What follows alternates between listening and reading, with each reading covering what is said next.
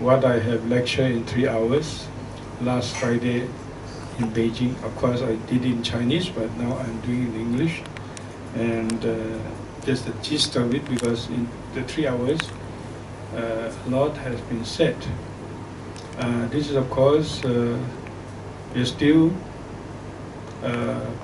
on this course of investigation into the Buddhist doctrine of karma. And we have come to the stage of Abhidharma. In fact, last week we did that. And we saw that in the Theravada tradition, in the Pali tradition, already there were quite some development in the Abhidharma or commentary period, but comparatively, I have remarked that, that is to say, compared to the northern tradition, we find a lot more in the latter. We have very articulately developed and profound elaborations and often extrapolations and interpretations of the Buddha's teaching of karma. Anyway, I highlighted one sutta in the first talk 2 weeks ago, and that form, you can say, a foundational inspiration for the development of Buddhist teaching of karma subsequently, and that is the Buddha's own discourse on the simile of a grain of salt, and we saw that. And there we saw the essence is that karma is not a mechanistic principle, and that it certainly is not a doctrine of fatalism, of absolute determination, and it admits of freedom of will, and it follows the middle way principle, and it offers hope to us, to the world, and to the whole of the sentient existence. It is not that once you've done the karma, we are doomed to experience the effect, and in fact, although the effect is always to be felt, but it can be felt in different ways by different people, and so on. There's a lot of possibility, and the possibility of counteraction, possibility of effectively even minimizing to the extent that you almost effectively have banished the fruition, the effect of fruition of karma. So in that way, the Buddha has transformed the whole doctrine of karma, although the karma doctrine has been there before his time, and of course during his time, and there are different versions of the karma doctrine. The word karma, very karma, was used before the Buddha. The Buddha didn't create a word used by different religious sect. And certainly you can see here the Buddha really truly transform and reform Indian teachings of karma. So last week we came into the domain of northern Abhidharma. As I promised you, actually you find a lot of extremely inspiring, interesting development, and I can only have time to just mention one point, and that is on the doctrine. There's one interesting doctrine of the Sarvastivada, a school that actually is very, very close to Theravada. So much so that I often encourage those who are interested in Theravada to actually go to Sarvastivada, and by comparing, and often you can even appreciate the Theravada teaching or the Pali wordings more deeply, more profoundly. So now, first, why do we need a doctrine of karma? That's a big question, and the same question can apply to other, the development of other doctrines in the Abhidharma period. Why all these the Buddhist doctrines develop after the Buddha's time? In a gist, this is because the Buddha's doctrines was unique in emphasizing that there is no outside creator God who destines our life, and there is no divine soul. Every human being, every sentient being is responsible for his own or her own destiny. You create your own future. But since the Buddha doesn't admit that there is a God Almighty or that there is a soul, then on the one hand, and also the Buddha teaches impermanence.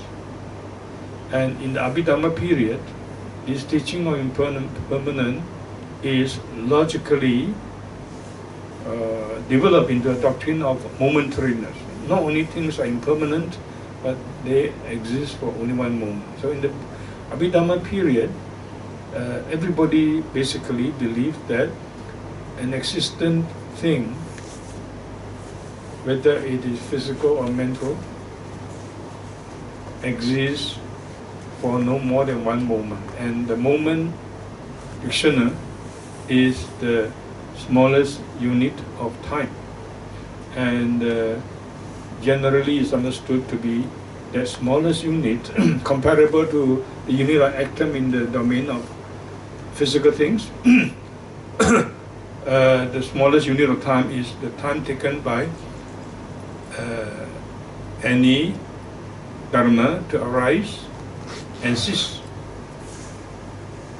So if everything is momentary, if there is no permanent soul, no permanent entities, no permanence at all, then how do you account for the continuity of karmic efficacy? Because on the other hand, on the one hand, the Buddha has taught impermanence and then developed into momentariness and so on. On the other hand, there is a distinctive theory, distinctive doctrine, I would say, not theory, of karma efficacy. In fact, of rebirth.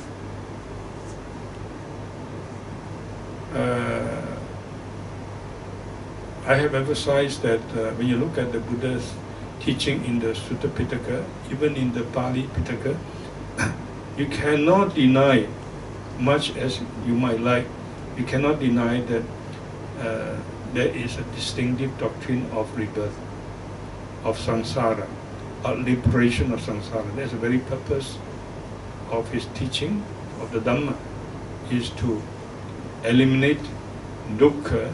Of course, you can say the teaching is all about the present life, the present moment.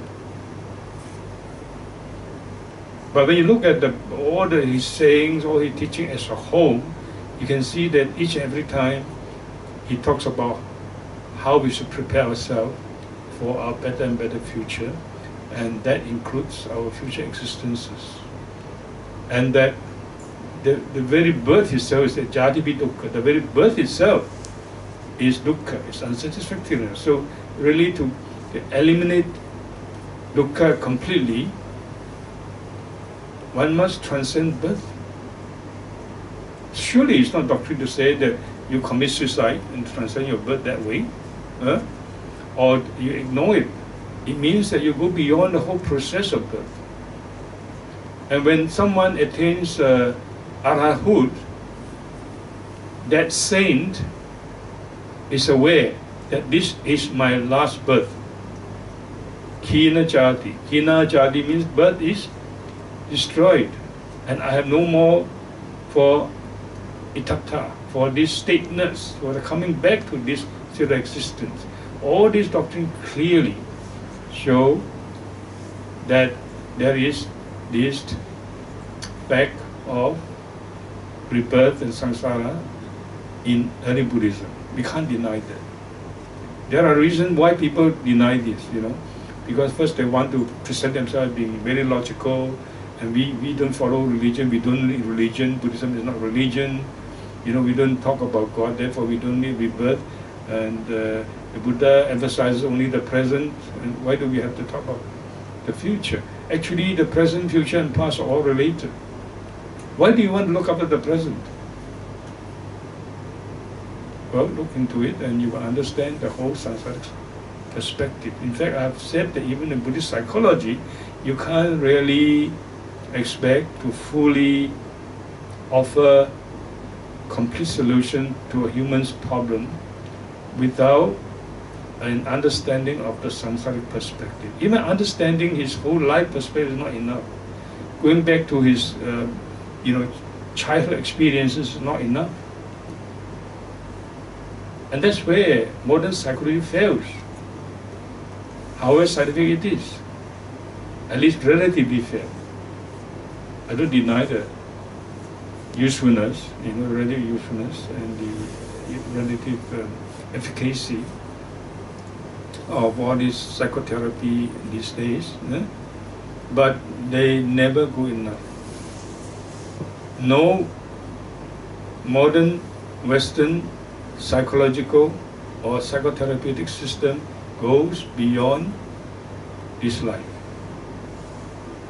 If you want to solve any problem, whether it's mathematics, whether it's physics, whether it's psychology, if you have an equation, if some factors are missing in the equation, then you cannot offer the true solution. So the factor of samsaric existence, the factor of the working of karma is very, very important.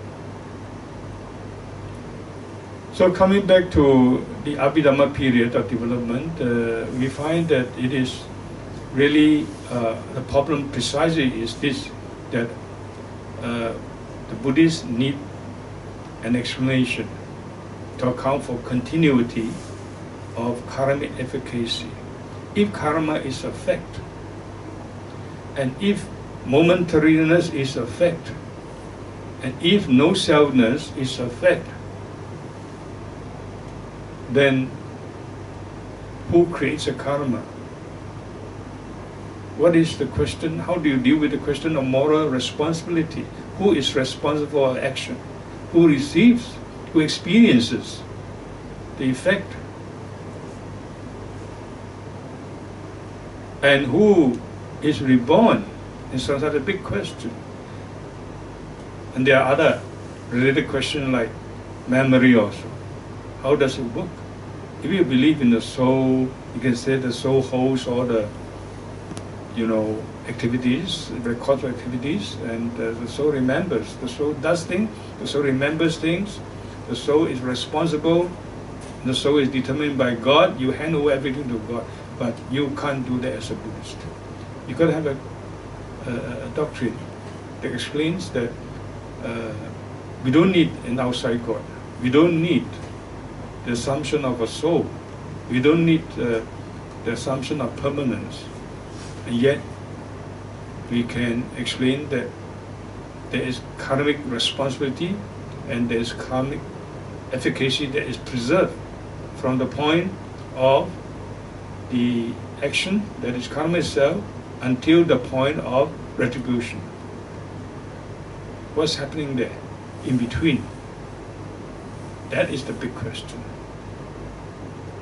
It is in fact out of considering of these kind of questions that we develop in Buddhism.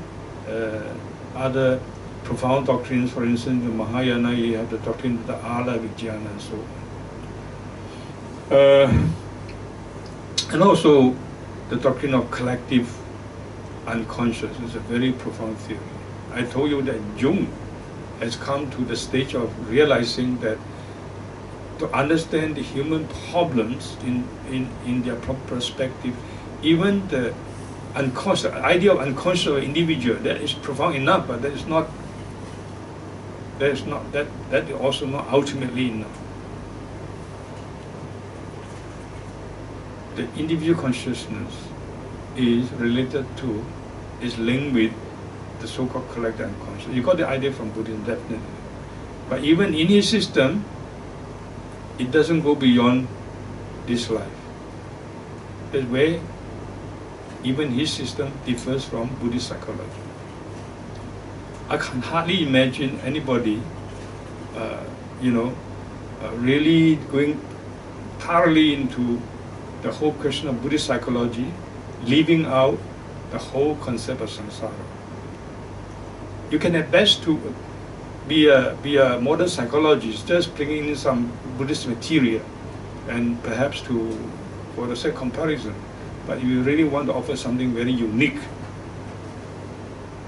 from the Buddhist system, you must bring in the dimension, the perspective of karma, of rebirth, and of samsara. So in the Abhidhamma period, everybody was trying to account for this question of continuity without a soul, without permanence.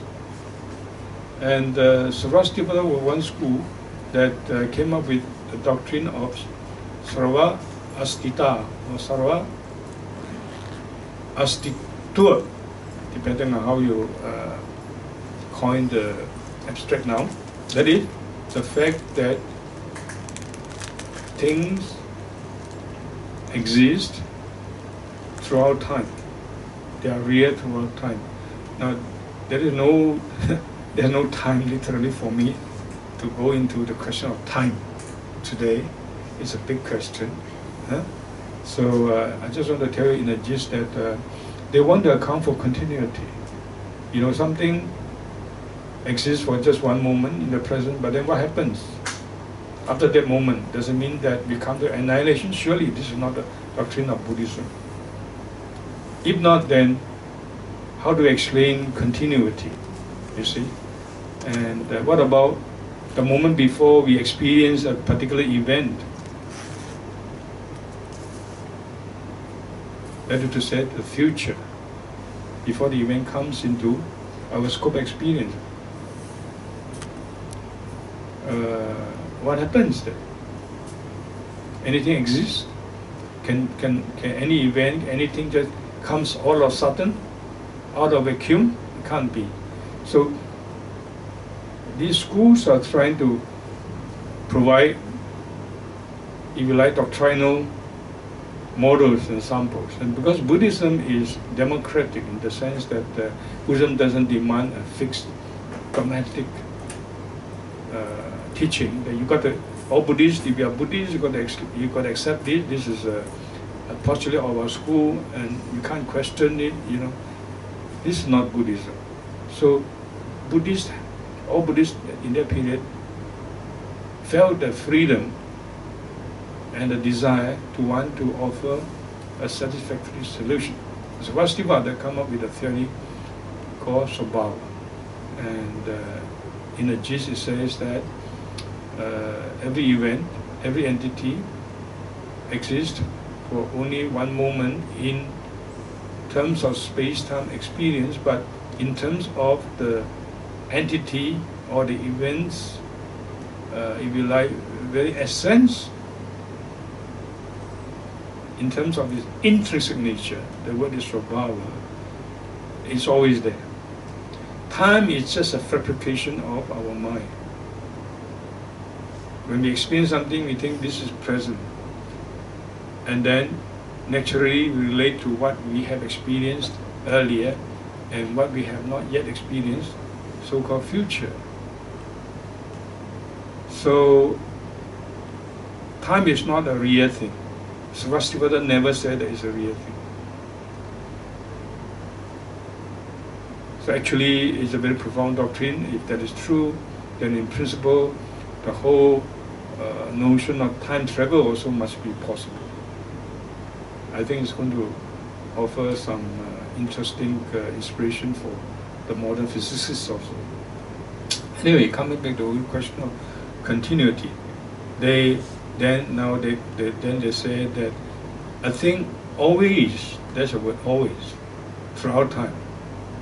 Sarvada, that means always, which means whether it is past, whether it's future, whether it's present, a thing exists or is true in its intrinsic nature. It can exist in different moods, in the past mood, in the present mood, in the future mood. But it exists, it's real. So the past and the future are not just conceptual existence, not a concept basing on the present. This is a big mistake for those who study Sarvastivada superficially. The Sarvastivadins said, no, it's wrong to think like that. But this is precisely, by the way, the position of the opponents to the Sarvastivada. There's another school that's called the Sautrantika. They said that, we also talk about the past and the future, like the common man in the street. The past is something that has happened. The future is something that has not yet happened. The present is something that is happening. So all in relation to the present. Only the present is real. That is the position. Not to say you can't talk about the past and future, but only conceptually. Only conceptually, basing on, relative to the present. But the Sarvastivada said, no. Past, present, future are in the mind. We experience things as past, present, future. But that thing itself is that thing. It exists in its intrinsic nature. That's called subhava.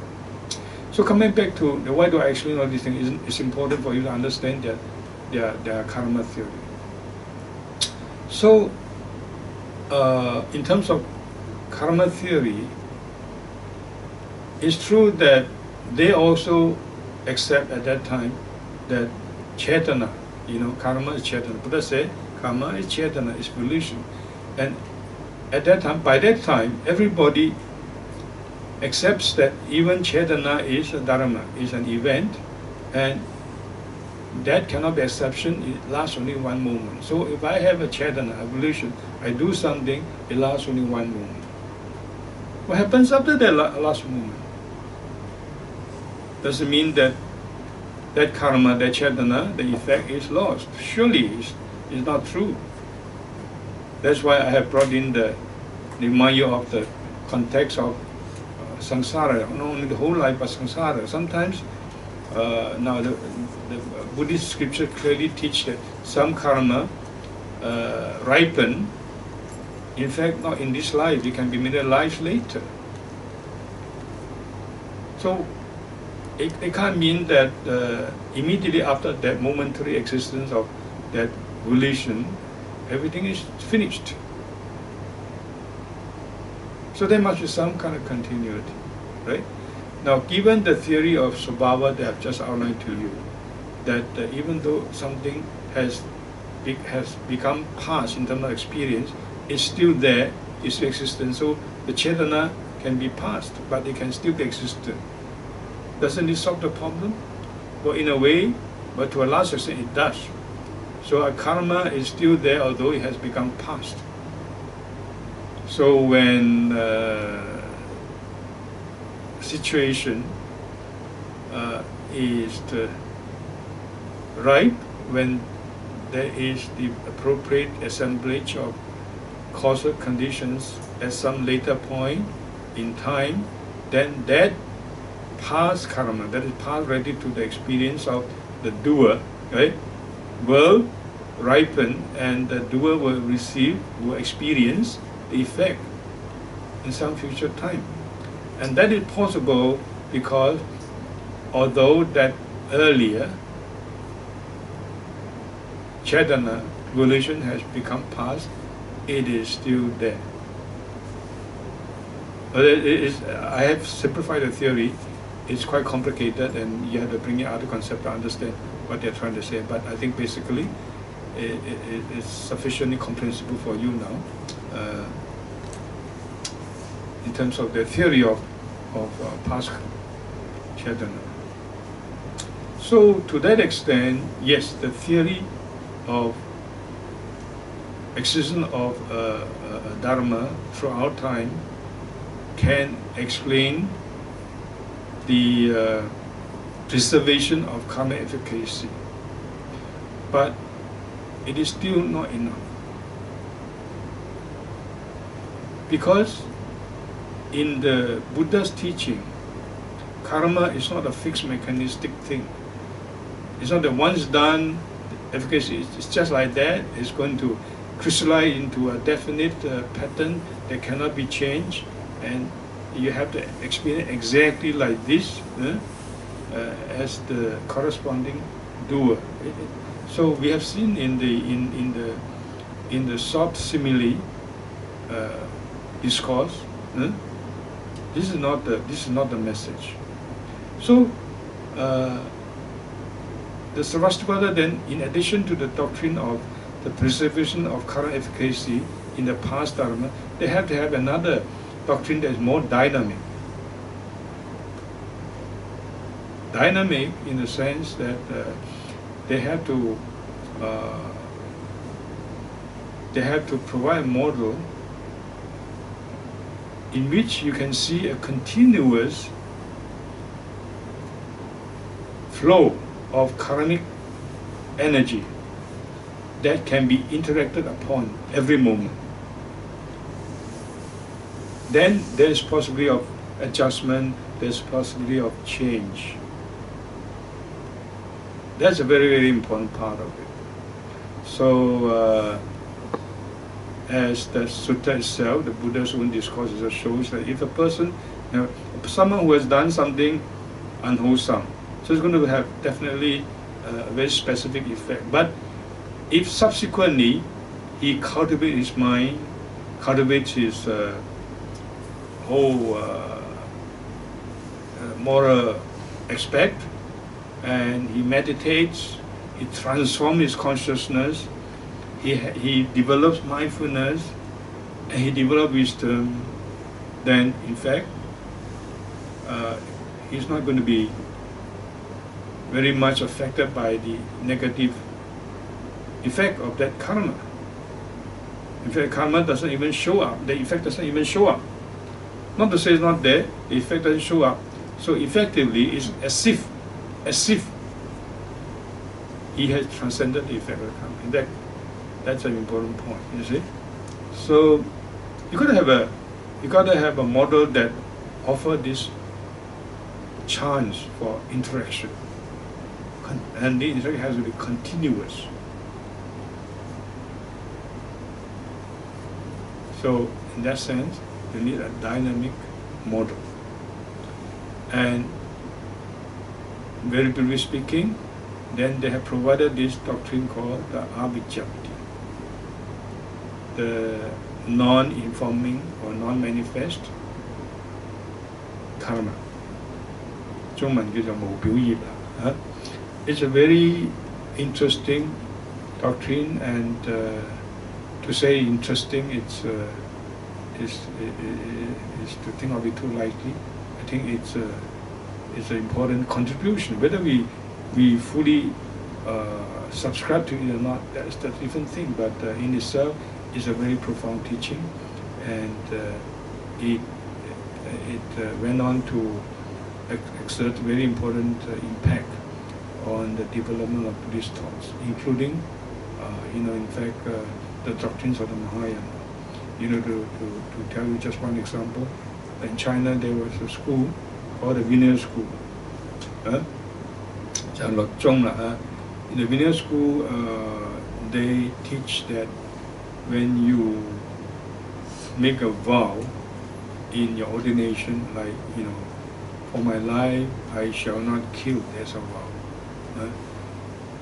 And when that is made sincerely and seriously, at that very time it perpetuates a very true, definite force in you as the ordinee. And that is the so-called substance of the precept, that force continues to influence you, to help you, and to restrain you when you tend to, because we all have craving, hatred, ignorance, it comes out and it helps you to be mindful. It helps you to restrain yourself against transgressions. And in fact, it's that very force that defines you as a bhikshu, a bhikshu, a bhikshuni. It's not the robe, it's not the shaven head, it's not the monastic residence, but it's whether or not within you, within your consciousness, there has been perpetuated, there has been generated this this positive energy of actually of a karmic nature, now called the precept substance.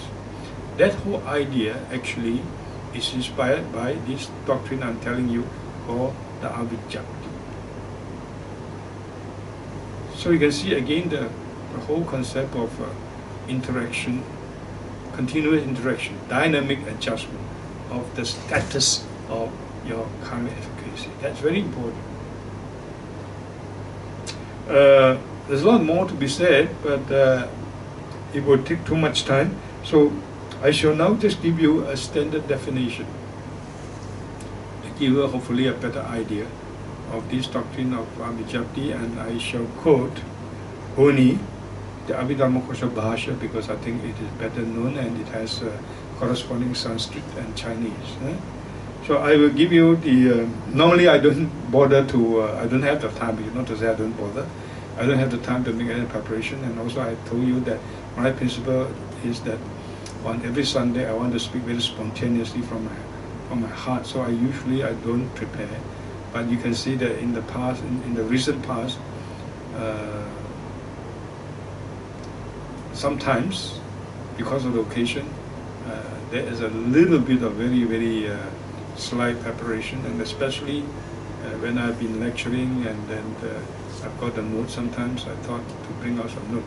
Okay, today I just bring out one sheet from the notes, and where I show the, I don't bother to project it on the board,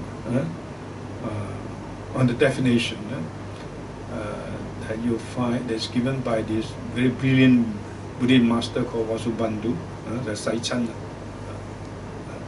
in his Abhidharma Bhasha. It's like this.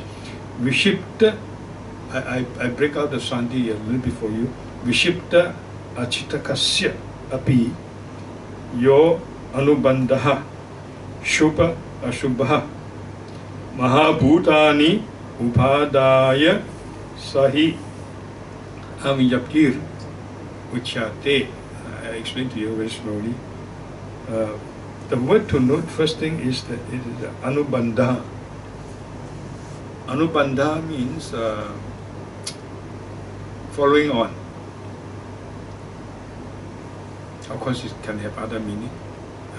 To literally the binding along, anubandha. It means following on. It means a continuous flow actually. And in the prose also, that is the explanation given. It's a continuous flow. So aviññatti first thing is explained as an anubandha.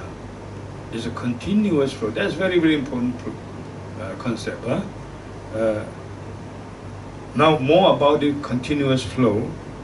It is a continuous flow of someone whose mind is viksipta, or whose mind is acittaka.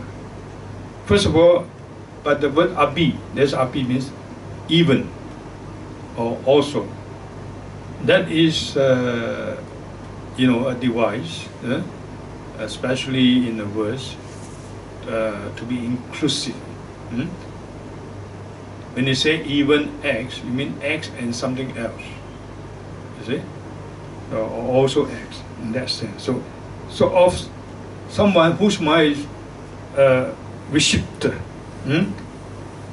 Viksipta means that someone whose mind is scattered or distracted.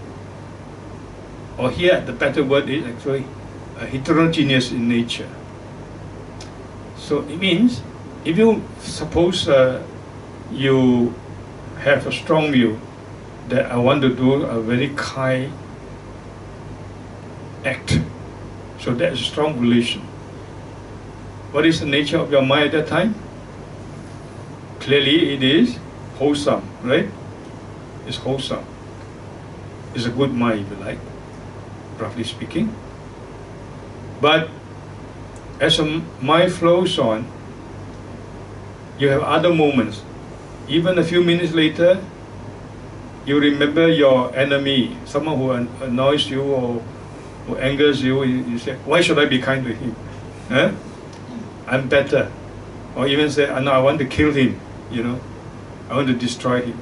So we have thoughts coming out, positive, negative, right? So if your act is executed when your mind is positive, but your mind is then followed by a negative thought, that kind of thought is called viksipta, distracted. So it's heterogeneous.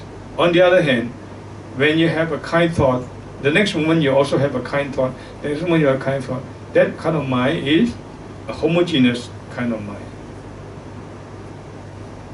a non-distracted mind. You see? So the first part says whether a person's mind is viksiptacittakasyapi, in other words, heterogeneous nature or homogeneous nature, or distracted, non-distracted. And acittaka, not chitta. Chitta is the mind, cittaka is the adjective. That means conscious, having mentation, having a mind, having thought. So whether the person is having thought or acittaka means not having thoughts, even. That means when you are conscious, then you are having thought. Right now you are having thought, we are all having thought. But when you faint, you are not having thought. Or when you enter into a kind of meditation where there is no mental activity, you are not having thought. So aviññatti-kamma, even for someone who is in that kind of state of non-mentation, that means including whether you are having mental activity or not having mental activity, whether your mind is of a heterogeneous nature or homogeneous nature, there is this continuous flow, the anubandha. Yeah? So you can understand very clearly that the idea of avijnaptir is the flow of energy that goes on irrespective of whether you are conscious or not conscious, whether the thoughts are homogeneous or heterogeneous with the original thought that originates the action. And also subhdsubhah, also adjective, whether the mind is wholesome or unwholesome. Now, these two words indicate that it's about karma. A karmic mind, evolution that is karmic is either wholesome or unwholesome. So up here, it tells us that avijnaptir is anubandha, is a continuous flow, and it flows on whether one is conscious or not conscious, right? And whether one's mind is scattered or non-scattered, and is of the nature of either wholesome or unwholesome. And mahabhutany upadayct means that is derived from the great elements, the four great elements. In other words, it's a material force. It's material force. It's not a mental force, it's a material force, but it flows on continuously. Sahi, that is said to be ucyate, said to be avijnaptir. Avijnaptir means non-informing. The very word is avijnaptir. First of all, vijnaptir. It means, viksiptacittakasyapi means information or informing or making known. So it refers here in this context to your physical action or your vocal action. You know, when you show your angry face, you know, and or when you want to hit someone, then other people will know clearly that your corresponding mental state is one of anger, one of hatred, right? Likewise, when you scold and abuse your enemy, clearly it informs others. It's viksiptacittakasyapi, it's informing of your hateful mental state. If you show kindness to someone, people will know it from your action, from what you do, or what you say. They know that, the mind. So, physical and vocal actions are viksipti, are informing actions. So, action of information. There are various translations of these words. But basically, it is what is called, it is derived from a causative stem. Ja is to know, and if you have a verb like vijanati means he knows. The V here means distinctively, specifically. But it's not just simple he knows, but he makes others know. He causes knowledge. So in other, he informs others. So vijapayati, that is a so-called causative. So it's from causative stem. You see that the P there. So vichati means causing to know. So it refers to that invisible flow of energy, karmic energy, that perpetuated after the moment of your chetana. After the moment of, Sarvastika will say that after the moment of your physical or vocal action. In fact, at the very moment when you do this, in conjunction with your mental state and so on, with a state of great element, because it is independent on the particular set of great elements that defines your body action and vocal action, that this physical energy, it's a very interesting concept, is perpetuated. But although the karma energy flows on, it cannot be seen. It's not informing. That's why it's called a non-informing or non-informative karma. It doesn't inform others of the mental state. It goes on invisibly. It goes on until the fruition is ripened. Or, in their theory, until the end of your life. There are a lot of things to be explained, but I think that's sufficient to give you a brief introduction. So you have a whole very interesting concept of a continuous flow of energy. Why continuous? When it's continuous like that, whether you are sleeping, whether you have fainted, whether you're in meditation, when there is no mind at all, in fact, whether your mind has changed in terms of nature, is still there, and not only still there, it flows on every time in the present moment. So when it comes out every time in the present moment, then it can be interacted upon. So there's a hope for adjustment. So if you do something good, you rejoice, like the short simile sutta suggests, then you rejoice in it, and you do some more good things, you cultivate your mind, then the effect of that original good karma, skill karma, will be properly preserved and even enhanced. On the other hand, if you do something negative, something bad, something evil, but you repent, you feel, you are, you're honest, you're humble enough to accept, yes, I have been wrong.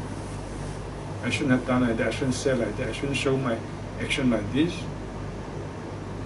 Then you adjusted the effect of the karma earlier. So for all this, you got to have a continuous flow that comes out continuously in the present. So hence this concept of anubandhah, a continuous flow. And it must go on irrespective of your mental state.